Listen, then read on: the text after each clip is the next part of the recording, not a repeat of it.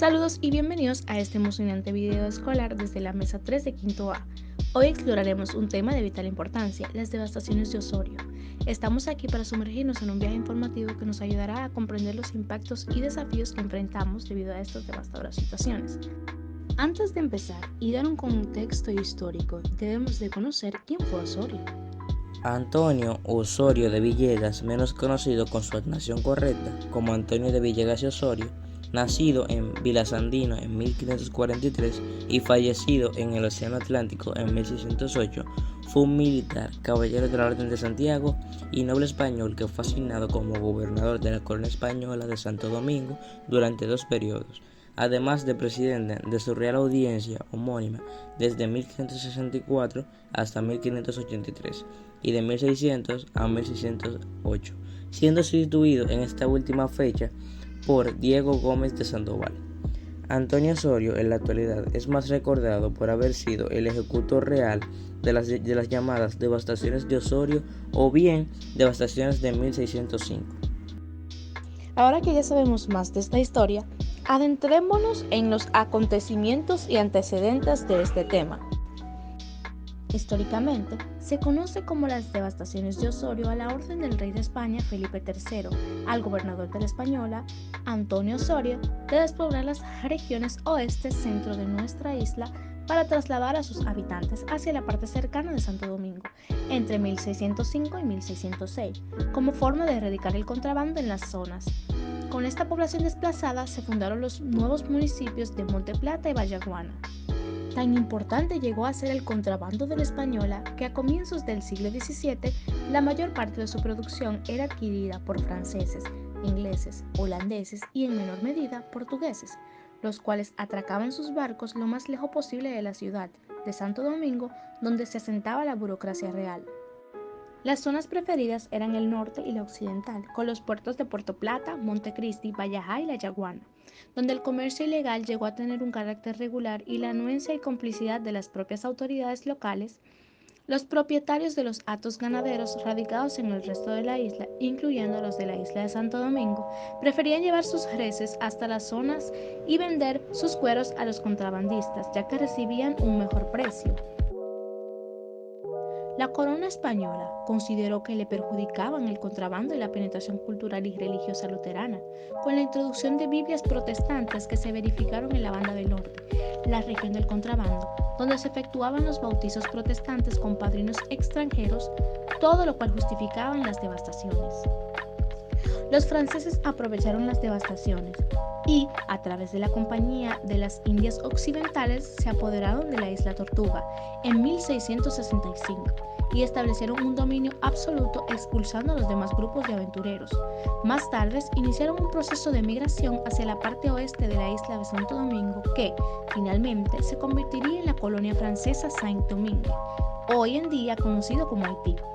Sería conocido por España en el Tratado de Aranjuez de 1777. Los españoles, con el fin de evitar la extensión del dominio francés en la isla, repoblaron de nuevo la ciudad de Hincha en 1704 y fundaron San Rafael de la Angostura en 1761, Las Caobas en 1763 y San Miguel de la Atalaya en 1768.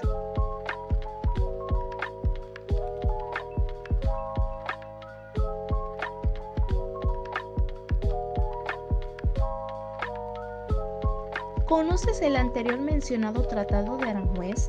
Ahora te contaremos sobre este.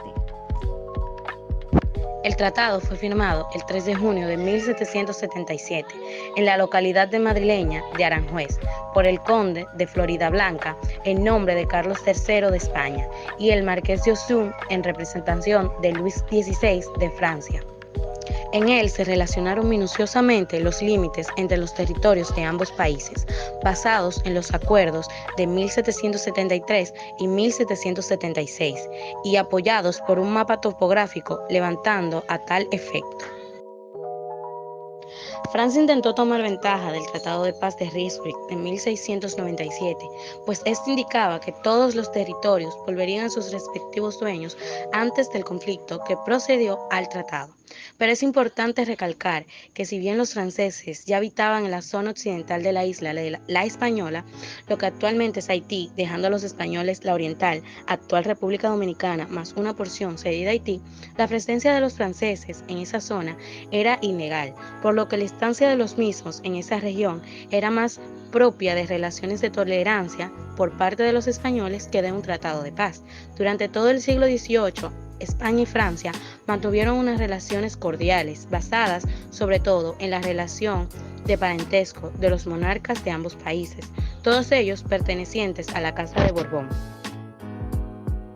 Ahora conoceremos a los personajes principales de esta orden.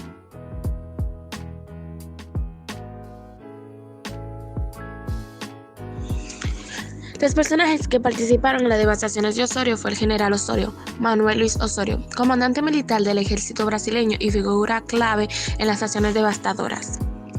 También estuvo Francisco Solano López, presidente de Paraguay y líder durante la Guerra del Paraguay. Su resistencia contribuyó a la prolongación del conflicto. Estuvo también el mariscal López, padre de Francisco Solano López, también llamado Carlos Antonio López. Fue el presidente de Paraguay antes que su hijo Francisco Solano López y estableció la base para la industrialización del país. Y también estuvo Felipe III, que fue quien dictó la orden de las devastaciones de Osorio. ¿Has escuchado hablar de las causas de este suceso? Ahora te hablaremos de cuáles fueron las principales causas para que surgiera la devastación de Osorio. Las devastaciones fueron causadas por una combinación de factores comerciales, políticos y económicos. España intentaba mantener un monopolio comercial con sus colonias, lo que afectaba a los intereses comerciales de Sevilla y las finanzas del Estado al perder ingresos fiscales por el contrabando. Además, la corona española temía la sensación de la isla y otros territorios americanos debido al contrabando y las tentaciones políticas locales.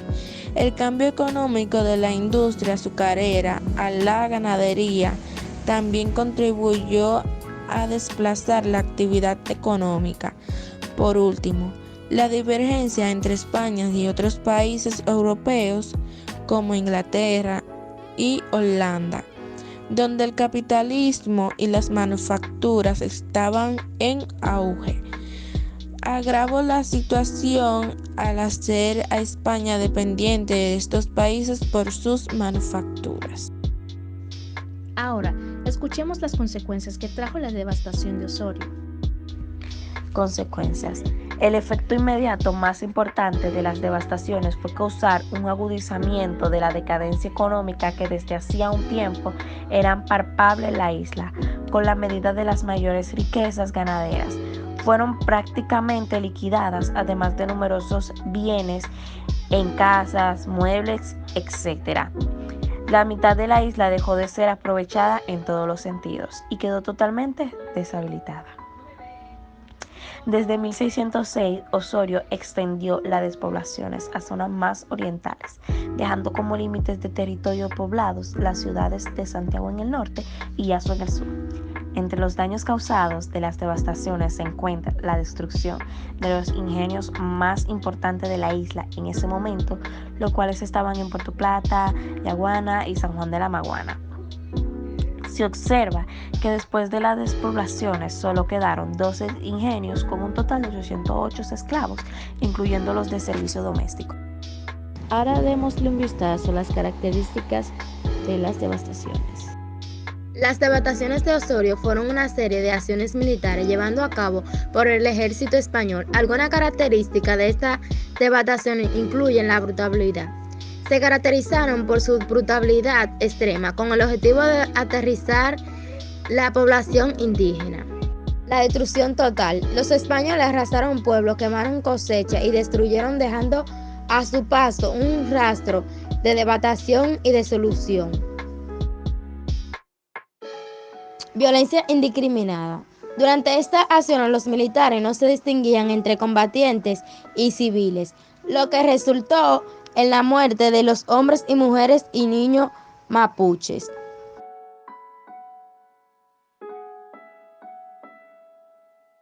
¿Te has puesto a pensar cuál es el impacto o la importancia de este suceso?